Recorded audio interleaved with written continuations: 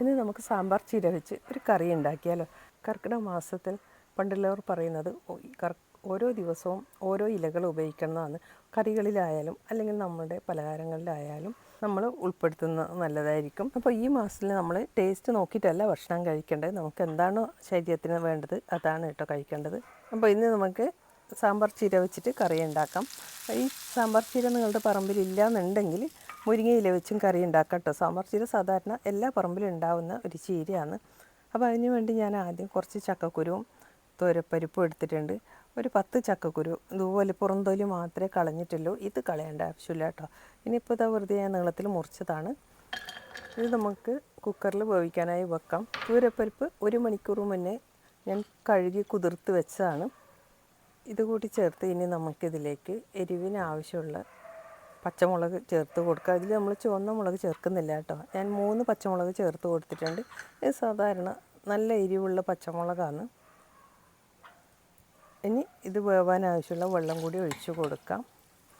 ഇനി ഇതിലേക്ക് ആവശ്യത്തിന് ഉപ്പും മഞ്ഞൾപ്പൊടിയും കൂടി ചേർത്ത് 3 വിസിൽ വരുന്നവരെ നമുക്ക് വേവിച്ചെടുക്കാം. ഈ ഒരു കറി നമുക്ക് ചോറിന് മാത്രമല്ല ചപ്പാത്തിക്കും നല്ലൊരു കറിയാണ് കേട്ടോ. പിന്നെ പൊതുവേ കണ്ടുവരുന്ന ഒരു കാര്യം എന്താ വെച്ചാൽ അസുഖം വന്നു കഴിഞ്ഞാൽ എന്ത് ചെയ്യണമെന്ന് എല്ലാവരും ആലോചിക്കാറുണ്ട്. പക്ഷേ അസുഖം വരാതിരിക്കാനും നമ്മുടെ ആരോഗ്യം കാത്തു സൂക്ഷിക്കാനും എങ്ങനെയൊക്കെ പറ്റും, നമ്മൾ ഏതൊക്കെ രീതിയിൽ ഭക്ഷണം കഴിക്കണം എന്നുള്ളത് ചിന്തിക്കുന്ന ആൾക്കാർ കുറവായിട്ടാണ് എനിക്ക് തോന്നിയിട്ടുള്ളത്. അപ്പോൾ ഈ കർക്കിടക മാസത്തിൽ നമ്മൾ മാത്രമല്ല കുട്ടികൾക്ക് വരെ ഇതുപോലെയുള്ള ഭക്ഷണങ്ങൾ കുറച്ചൊക്കെ കൊടുത്ത് ശീലിക്കുന്നത് നല്ലതായിരിക്കും. ഇനി നമുക്ക് ഈ കുക്കർ മൂടി വെച്ച് 3 വിസിൽ വരുന്നവരെ വെയിറ്റ് ചെയ്യാം. ഈ സമയത്ത് നമുക്കിതിന് വേണ്ടുന്ന അരപ്പ് റെഡിയാക്കാം. 1/2 കപ്പ് തേങ്ങ ചിരകിയതിലേക്ക് കുറച്ച് ജീരകം, വെളുത്തുള്ളി, കറിവേപ്പില ഇത്രയും കൂട്ടി നമുക്കൊന്ന് അരച്ചെടുക്കാം. ഇനി ഈ ചീര നമുക്ക് ചെറുതായി ഒന്ന് മുറിച്ചെടുക്കാം കേട്ടോ. നമ്മൾ തോരനൊക്കെ അരിയുന്നില്ലേ, അത്രയും ചെറുതായി തന്നെ അരിഞ്ഞെടുക്കാം. ഇപ്പോൾ 3 വിസിൽ വന്നതിന് ശേഷം നന്നായി ആവിയൊക്കെ പോയിട്ടുണ്ട്. ഇനി ഇത് നമുക്ക് തുറന്നു നോക്കാം.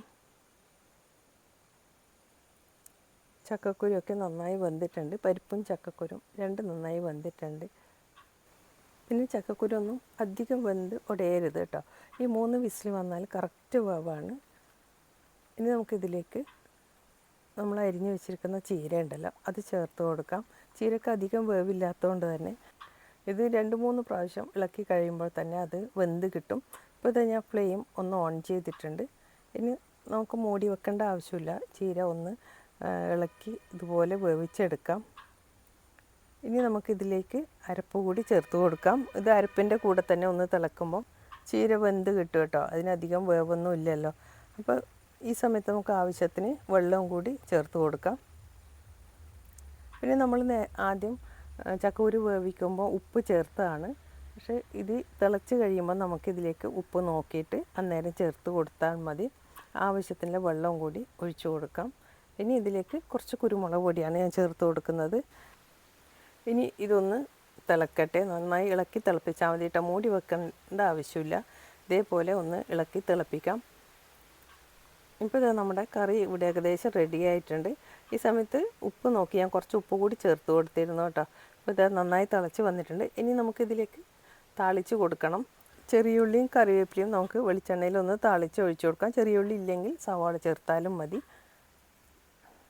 അപ്പോൾ ഇതാ നമ്മുടെ കറി ഇവിടെ റെഡി ആയിട്ടുണ്ട്. അപ്പോൾ ഈ കറി നമുക്ക് ചോറിനും ചപ്പാത്തിക്കും എല്ലാം ഒരുപോലെ നല്ല ടേസ്റ്റിയായ കറിയാണ് കേട്ടോ. അപ്പോൾ എല്ലാവരും ഉണ്ടാക്കി നോക്കണം. അപ്പോൾ നിങ്ങൾക്ക് അഥവാ സാമ്പാർ ചീര ഇല്ലയെന്നുണ്ടെങ്കിൽ മുരിങ്ങയില വെച്ച് നമുക്ക് ഇതേപോലെ ഉണ്ടാക്കാം. Thank you for watching.